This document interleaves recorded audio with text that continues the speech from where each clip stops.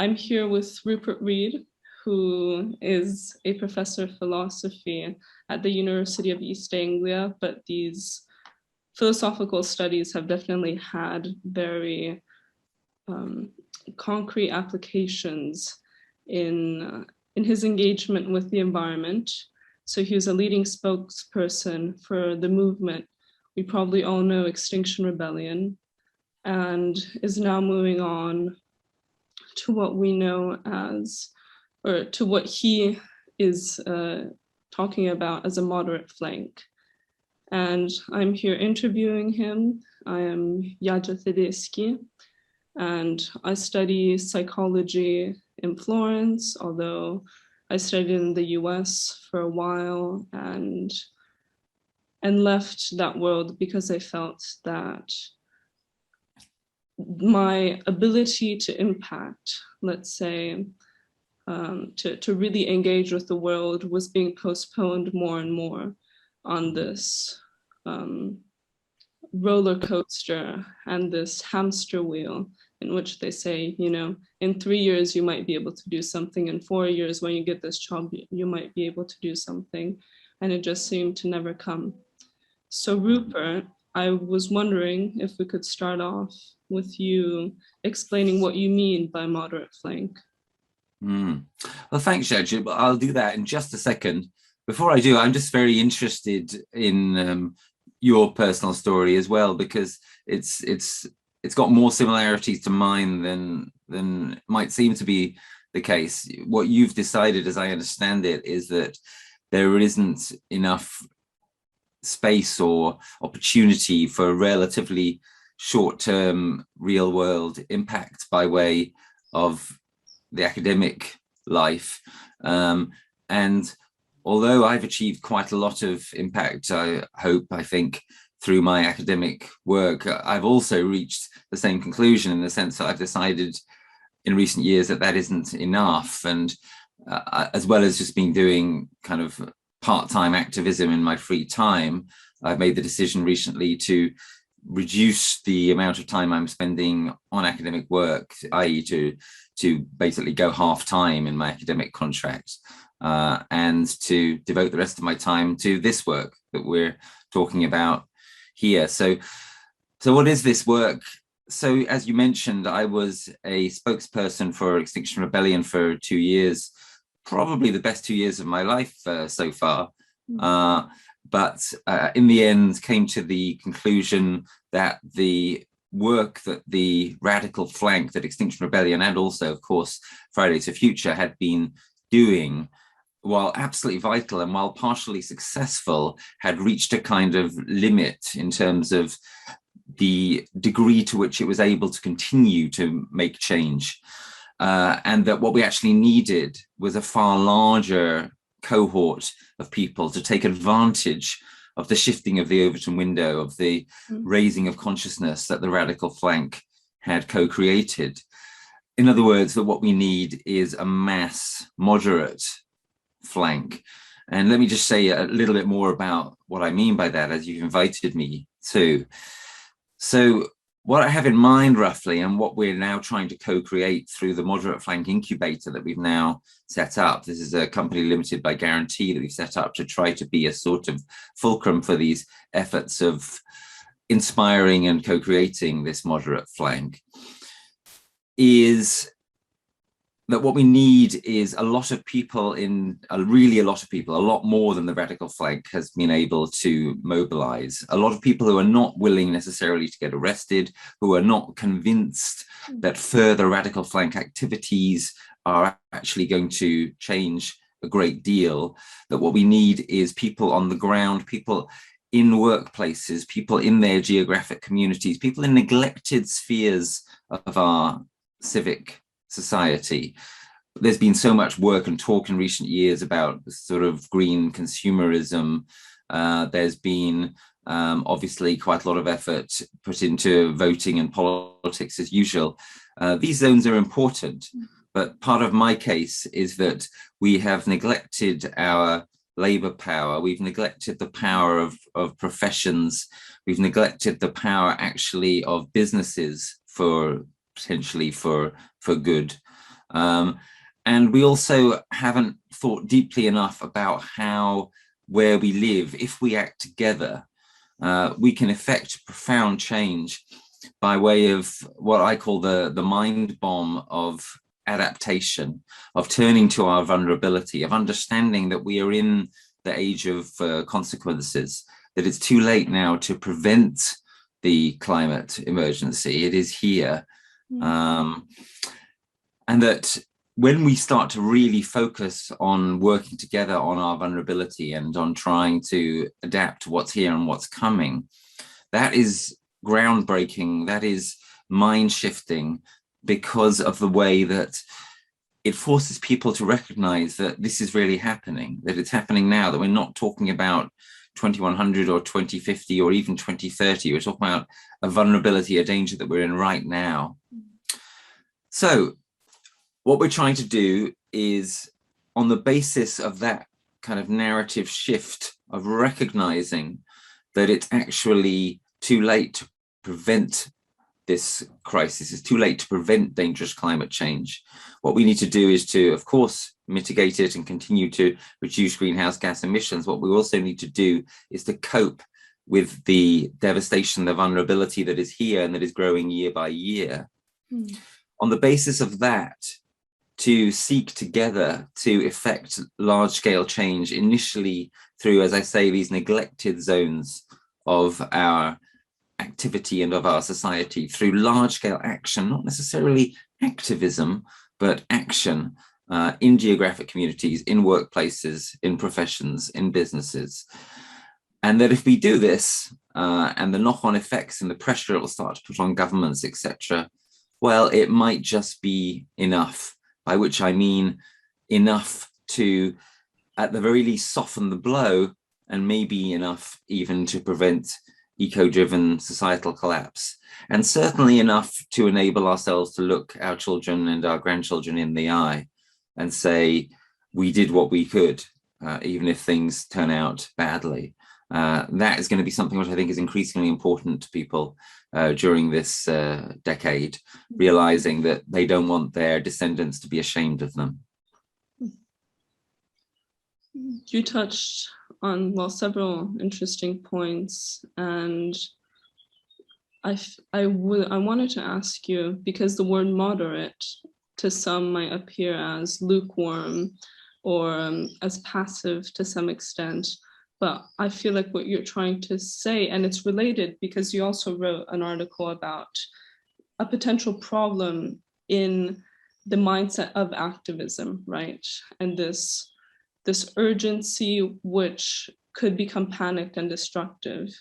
So how would you link, would you really mean by moderate in terms of accessible to everyone? And what sort of action, and why not activism, envision with it? Yeah. So yes, we think it's terribly important that what we're talking about here and what gets done in the next few years really is accessible to pretty much everyone and really is genuinely inclusive. Now, Extinction Rebellion made some great gestures in this direction.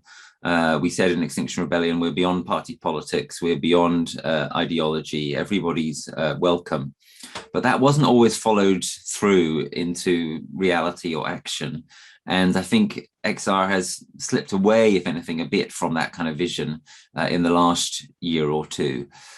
We want to take that vision even more seriously and say, if you're not arrestable, you are 1000% welcome. If you're not into identity politics, you're welcome. If you're not a lefty, you're welcome. If you're not a greenie, you're welcome. One of the bottom lines here is that there is going to be a large upswelling of people in the 2020s who want to get involved, who want to really do something. That tragically is guaranteed for certain just by way of the deterioration of our weather and so forth. The question is whether we're going to welcome those people or whether we're going to try to make them jump through certain hoops of purity and quasi-tribal affiliation. And if we do the latter, it will be disastrous, because those people will either be disillusioned and just give up or not bother, or worse still, they'll get involved in something much more salubrious where they are welcomed. So it is critical that we're genuinely inclusive. And one of the problems about the activist frame is it actually isn't that inclusive. Most people are not willing to think of themselves as activists. That might change. I think there will be an upsurge of activism for certain in the 2020s as well. But I think that a lot of the desire to take action and a lot of the desire to take action that is already here, and I think there's a lot of people who want to know what to do. They know that giving a few pounds every month to Friends of the Earth or whatever isn't enough. They know that they're not going to glue themselves to the M25. They want to know what to do and what to do, which goes beyond just recycling and so forth. But they don't necessarily want to become activists, most of them. So it's about facilitating people with opportunities to take meaningful action together. That's why I talk about taking action together in our geographic communities, taking action together in our workplaces. It's about facilitating meaningful opportunities for such action without requiring people to become activists. Well, the kind of change you illustrate kind of shifts the responsibility from individual to systemic, because it seems to me that, you know, within a system that is set up in a certain way, even, you know, that requires people to commute in a certain way, to consume a certain amount of things, a certain kind of things in certain packages, for instance, you know, one is invited to recycle as a palliative to all of this. Assuming that things are actually recycled once you recycle them, as an example, for instance. Yes. But I think the question that you're asking is, how do we together, you know, transcending political ideologies, and by political I mean partisan, because we are political in that this movement seems to be taking care of the polis, if you will, of the city, of the people, the community. Yes, good.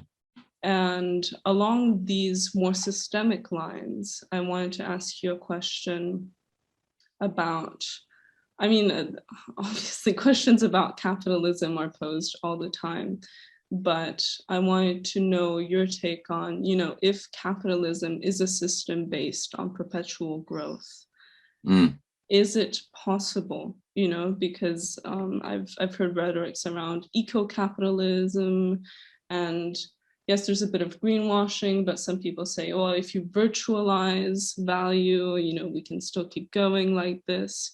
But in the long run, do you think we really need a systemic shift even in our economic system, or can we keep going with this one, adapting it and thwarting it?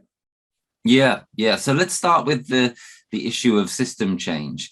So it's clear that we need system change. This civilization, as it is currently constituted, is not capable of continuing.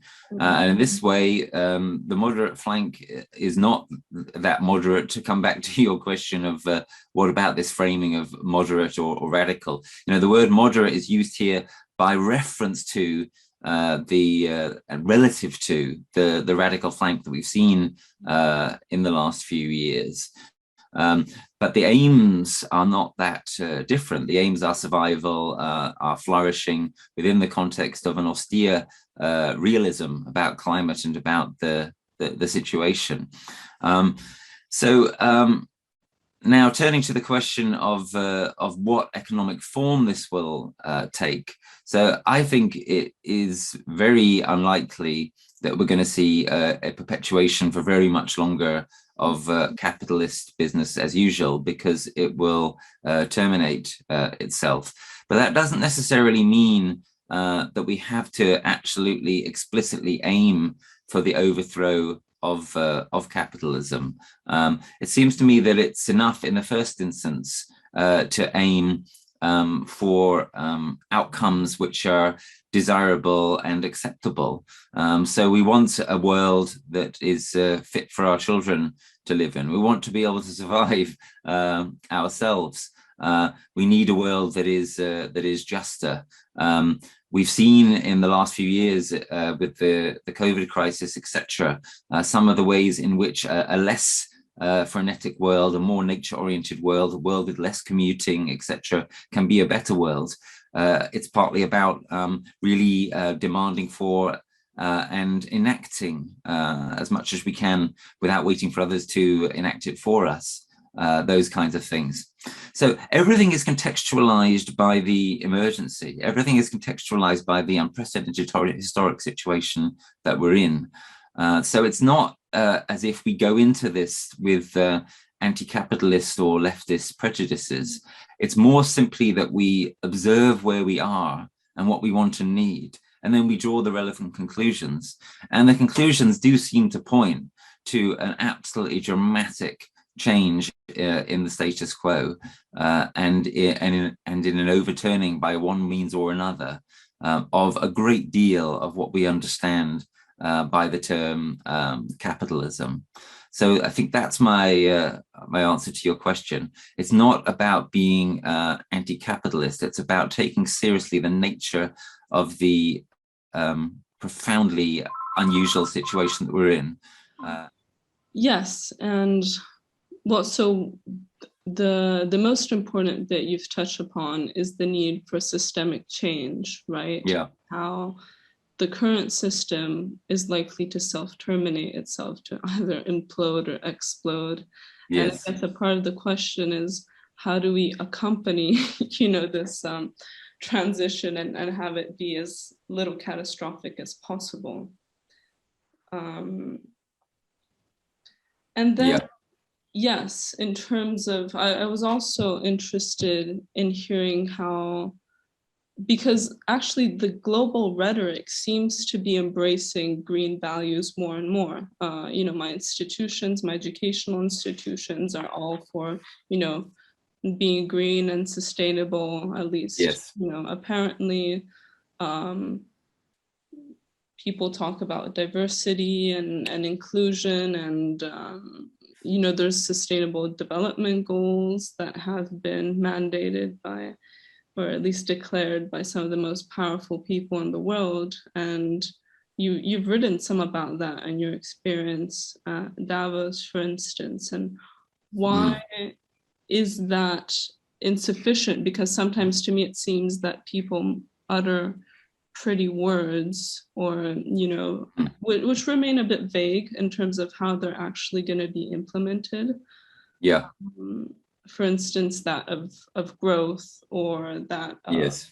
a more sustainable world is a more sustainable world one that is all interconnected digitally and that has an immensely complicated digital infrastructure, which we don't even know how we're going to sustain, energy. Yes. So is the kind of system change you envision simpler on the one hand, and why is the current rhetoric around the need for a more environmentally sustainable governance insufficient? Yeah. Well, thank you for that thoughtful question. So when it comes to sustainability, the question has to be always, what is it that one is trying to sustain? And if we're trying to sustain capitalist business as usual, if we're trying to sustain this civilization as we know it, if we're trying to sustain growth, endless economic growth, or even if we're trying to sustain development, as that term has come down to us, we're trying to sustain something which it is not possible for very much longer to sustain.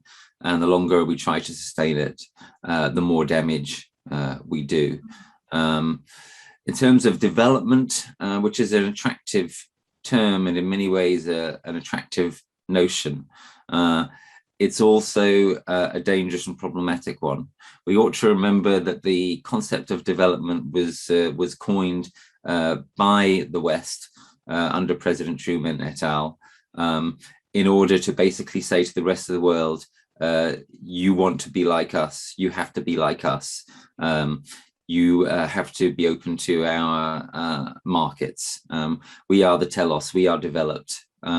such unbelievable hubris, as if we've got everything figured out, as if we're something to aim at, whereas it's more clear now than it ever has been that the kind of societies that we live in the US and the UK are not something to aim at, because they're undesirable in all sorts of ways, and they're headed towards collapse.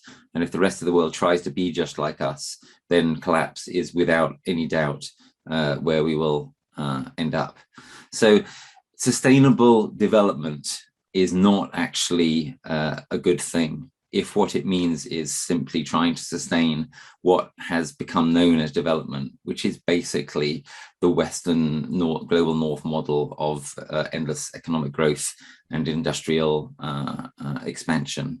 In terms of the Sustainable Development Goals, there's lots of good things in them, but those good things are all undermined by Sustainable Development Goal number 8, which is for continued economic growth. And as I was saying a few minutes ago, what we really badly need to do is to start to work towards an alternative vision.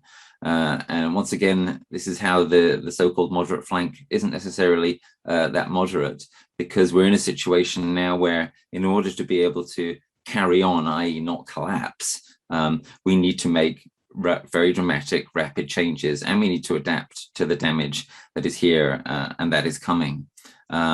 The idea of being moderate sort of softens the blow for some people and actually sounds quite attractive to a lot of people who are not activists. In outward-facing discourse, we're likely probably to adopt some other name in the not too distant future. But the potentialities for thinking of ourselves as torchbearers for a new mass distributed moderate flank, the potentialities are still actually quite good. And this as a vehicle which could be acceptable for initiating and intimating changes which are pretty profound is perhaps one of its more helpful features. And going back to how you talked about reconciling or creating a space in which current polarities really of our society and yes. increasing polarities really that have a harder and harder time entering in dialogue with each other. Yes. And seeing how they actually coexist on one earth. How, first of all, is there a kind of language that you can speak to people that helps reconcile these differences, for instance, on the axis of identity politics and so yes. on? And also, what sort of internal work does it require? Because we're seeing a systemic crisis, but I firmly believe that is also a crisis of our psyches and consciousnesses, both on a sort of more personal and collective level. Yes. And so how do you invite people to find that stillness or that enter a space, perhaps a wordless space, to create new words that they can stand together? Yeah, beautiful question. Yeah. So starting with the polarization point, this is such a difficult thing and such a severe problem, as you intimate. People should watch The Social Dilemma, for example, the film, if they haven't done so, to understand some of the mechanisms that are driving this polarization. But it goes much further and wider than just the way it works through social media. We need to be quite bold if we're going to address this polarization. It's a fantasy to think that we can find a way through our current ecological impasse without finding some way through that polarization impasse. It's a fantasy to think, well, but why can't the radical flank just win? Or why can't the left just win, just triumph and just change everything? Of course, it wouldn't actually be enough for the left to win, by the way, unless it gets transformed into a genuinely ecological left. But you get the basic idea. So we actually have to be quite serious about the invitation to include everybody who wants a future that is livable. We have to be willing to include people who may, for example, in the UK, vote conservative or have conservative leanings. If we exclude all such people from the beginning, we're actually guaranteeing that we're not going to succeed in the big objective of getting enough people behind, or at least willing to acquiesce in, a full-scale mobilization for societal change, which is what this is actually pointing towards, what we're trying to initiate by way of starting stuff through making the changes on the ground, where we live, where we work, etc. Now, as you rightly imply and connect in your question, this cannot be taken seriously as a goal without substantial inner work, what we're calling in the Moderate Flank Incubator collective inner work, because you can't do it all by yourself. It's not just about meditating and becoming a better person or something in that kind of quasi-private way. We have to do quite a lot of this together. I'm very interested in broadly eco-spiritual practices, such as the work that reconnects by my teacher Joanna Macy, as one vehicle for doing this, one vehicle for inviting people into a much deeper space of taking seriously the cataclysmic situation in which we find ourselves, because that's partly what this inner work is about. It's about being actually willing and able to face up to climate reality, being actually able to comprehend that it's not 5 minutes to midnight, it's 5 minutes past midnight, that we're in the age of consequences, that the future is going to get more difficult materially for quite a long time to come, that in a number of ways we've left it too late. We certainly left it too late for a smooth, serene transition into some future which is going to be fine, just powered by a different energy source. Possibly that could have happened if we'd have started acting seriously 2 generations ago, but we didn't. So we are where we are. And that's part of the psychological, spiritual challenge to where we are now. So it's about going through a process of facing things and the difficult emotions that involves. It's about realizing that to get through this, we have to make a kind of mental shift beyond oppositionality and divisiveness to try to include as many people as possible in the human family, if you will, in this journey into facing and to dealing with the historically unprecedented situation that we find ourselves in. So one of the things that the Moderate Flank Incubator is going to be doing is trying to support and indeed in some respects provide some opportunities for this collective inner work of facing up to climate reality, of facing up to and starting to be in a position to overcome social divisiveness, in the service of our being able to cope with what, in a certain sense, we are all in together, namely this vast civilizational challenge, the greatest challenge, arguably, that our species has ever faced. To me, that's a hopeful message overall. I mean, even with the pandemic, I think if there's something positive that came out of it, for me personally, for instance, is shifting mind frames in terms of, I really have no idea what's going to happen. You know, I have all these plans and people outline all these trajectories for your life, and you have to jump through all these hoops, but actually it's like, no, you know, we do have some choice and or even our imagination about what a life can look like. Yes, choice and contingency, and yeah, we need imagination to deal with and orient ourselves through both. And by the way, I'm aware we're almost out of time, but although we know, I guess this conversation was about how in some sense it's too late, but it also fills me with hope in terms of what new forms of meeting, of reconnection, and of renewed truth. Because I think if you act out of, perhaps in a more philosophical sense, whatever that means, that should be deepened a lot. But if we're able to return to more essential and true forms of life and being, it will probably be reflected, you know, on Yes. our environment as well. Yeah, I think that's right. I think that's right. I think it's all about authenticity. It's all about telling and being willing to hear the truth. And these are life springs. These provide one with a meaningful way of living and increase the chances that we'll make it through what is coming. They don't guarantee those chances. There are no guarantees. That's part of the contingency, but they increase the chances.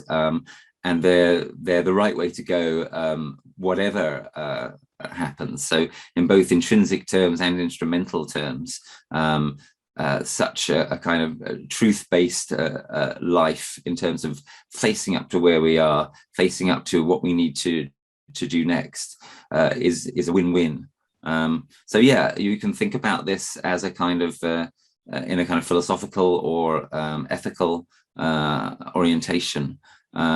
And yeah, I think it's full of hope. But as my young friend Greta Thunberg says, we actually don't get to hope unless we take action. And when we start taking sufficient action, hope is everywhere. So it's about a kind of balance and a kind of interweaving of the contemplation that we were talking about a minute ago, and that in a way we're practicing right now, on the one hand, and making sure that it doesn't stop there, that it gets constantly interwoven with action, with different ways of acting dialogically, etc., with other people, and with action to change things on the meso scale and on the macro scale, not just the micro scale. The micro is important, but it will never be enough by itself. Well, thank you. I don't know if you have any final remarks, but well, I do have one, which is I think a nice moment to end might be to say one more word about this point about too late, not too late. I think the point here is that it's always both, right? Mm-hmm. It's always too late for some things. It's too late for a smooth transition. It's too late to stay in the safe zone. It's too late to save this civilization in the form that it is. But it's not too late to make these kinds of changes that we've been talking about. It's not too late to live well. It's never too late to reduce harm. It's probably not too late to prevent collapse. And it's not too late to do the right thing and to live in truth. It's never too late for that.